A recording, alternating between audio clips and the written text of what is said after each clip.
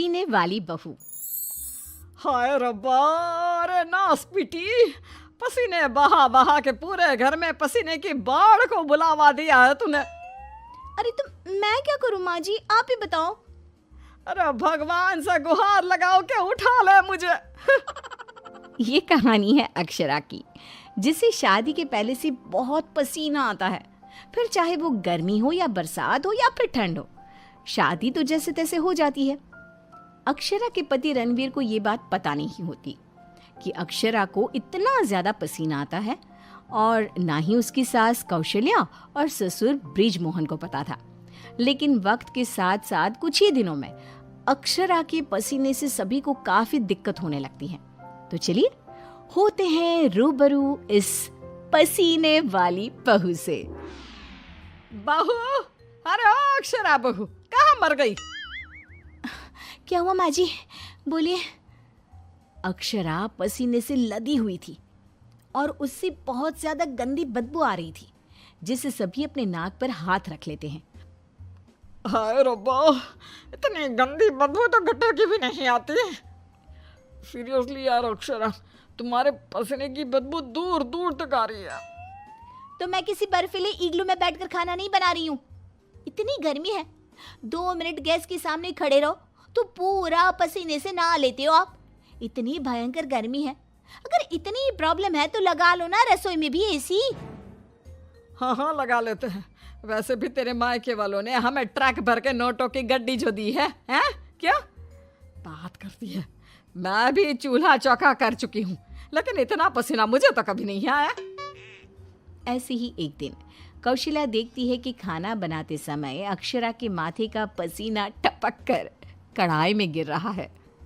हाय रब्बा, अरे करम जलियों की महारानी, ये देख, देखिए तेरे पसीने की टंकी का लीकेज बह के अब हमारे खाने में भी टपक रहा है। अब अपना खारा पानी तू नमक के तौर पर इस्तेमाल करेगी क्या हमारे खाने में? माँ जी, मैंने जानबूझकर नहीं किया है। और रही बात पसीने की टपकने की, तो इसी बहाने ये घट्टी की सब्जी ना और भी नमकीन और स्वादिष्ट हो जाएगी मेरे पसीने की मिलावट से। छी छी छी छी, मैं जा रही हूँ बाथरूम, क्योंकि मुझे तो तेरी बातों को सुनकर और ये खाना देखकर ही उल्टी आ रही है। आज तू कुछ नहीं पकाएगी। आज हम तीनों तुझे छोड़कर बसंत भोजनालय चले जाएंगे। तू अकेले ही चखते बैठ अपने पसीने से भरे हुए ये व्यंजन। अगले दिन जब रणवीर दफ्तर से घर आता है, तभी वो अपने कमरे में अक्षरा से कहता है, अक्षरा, कल बॉस की वाइफ का बर्थडे है, इसलिए उन्होंने हमें खास न्योता दिया है, तो तुम और मैं कल पार्टी में जाएंगे। मैं ब्लैक कोट पहनूंगा, तो तुम ब्लैक साड़ी पहन लो। ओके पति जी, और कोई आदेश? नहीं नहीं, आदेश नहीं, लेकिन एक रिक्वेस्ट है। वैसे तो पार्टी में एसी होगी, लेकिन फिर भी ना तुम पूरी परफ्यूम की बोतल को अपने ऊपर छिड़क के ही चलना। एक क्या, मैं तो कहता हूँ 5 चाय बोतल को छिड़क लो ना, क्योंकि अगर किसी ने तुम्हारे पसीने की बदबू को सूंघ लिया ना तो फालतू में सीन क्रिएट हो जाएगा वहां पर, ठीक है? मुंह टेढ़ा करके अक्षरा जवाब देती है, ठीक है, लगा लूंगी, खुश। अगले दिन पार्टी के लिए अक्षरा सच में 5 परफ्यूम की बोतल को अपने ऊपर छिड़क कर सज धज के रणवीर के साथ पार्टी में चली जाती है। पार्टी में एसी थी, इसलिए पहले के 15 से 20 मिनट तो कुछ भी नहीं हुआ, लेकिन उसके बाद से जो अक्षरा को पसीने छूटने शुरू हुए कि बस वो पसीने से भीग कर गीली होती ही जा रही थी, और उसकी बहुत गंदी बदबू भी आने लगी, जिसको सुनकर पार्टी के गेस्ट आपस में बात करने लगे। अरे ये इतनी गंदी बदबू कहाँ से आ रही है? शायद किसी के जुराबों की गंदी बदबू है ये। जुराबे नहीं, मामला कुछ और ही है जनाब। इतनी बड़ी 5 स्टार पार्टी में पता नहीं कहाँ से घुस गया कोई गटर का कीड़ा। तभी रणवीर अक्षरा को धीरे से कहता है, तुम्हें कहो तो ना, परफ्यूम, पाउडर और साबुन से 10 बार नहाना। लेकिन तुम्हें तो पता है ना कि मुझे पसीने छूटते ही हैं, चाहे कितना भी कुछ भी कर लूं। और उनकी ये बात बगल में खड़ी एक बूढ़ी औरत सुन लेती है और वो बवाल मचा देती है। अरे बाप रे, ये गंदी महक तो यहाँ से आ रही है। रणवीर की बीवी से देखो तो पूरे कपड़े भीग गए इसके पसीने से। सभी रणवीर और अक्षरा पर बहुत हंसते हैं। रणवीर घर जाने के बाद अक्षरा को खूब डांटता है। मिला देना पानी में मेरी पूरी मेहनत से कमाई हुई इज्जत। अरे अक्षरा बहू, किस मिट्टी की बनी हो तुम, जो पसीने का झरना बहता ही रहता है तुम्हारे बदन से 12 महीने और 2400 घंटे नॉन स्टॉप। अरे अभी तो इस कलमुहे के कलेजे को ठंडक पड़ी होगी। लोगों के कुंडली में मार्केश दोष होता है, लेकिन हमारी बहू की कुंडली में पसीना दोष है। अक्षरा को अपने ससुराल वालों की बातें सुनकर बहुत बुरा लगता है, लेकिन फिर भी वो कुछ नहीं कहती और अपने पसीने बहने को अपनी गलती मानकर चुप रह जाती है। दिन बीतते जाते हैं, गर्मी का प्रकोप बढ़ते जाता है और अक्षरा के लिए गर्मी और भी बड़ी मुसीबत बन जाती है। उसे पसीने से पूरे हाथ, पांव, गले, चेहरे और बदन पर घमौरियां आ जाती है, जिसके कारण उसे खूब जलन महसूस होती है। बहुत जलन हो रही है। माँ जी ने एसी का रिमोट भी छुपा के रखा है, इसलिए ताकि मैं एसी ना लगाऊं और बिजली का बिल बच जाए। मम्मी जी, बहुत आग लग रही है। अक्षरा जाकर बाल्टी भर पानी अपने आप पर डाल देती है, तब जाके उसे थोड़ी सी राहत मिलती है।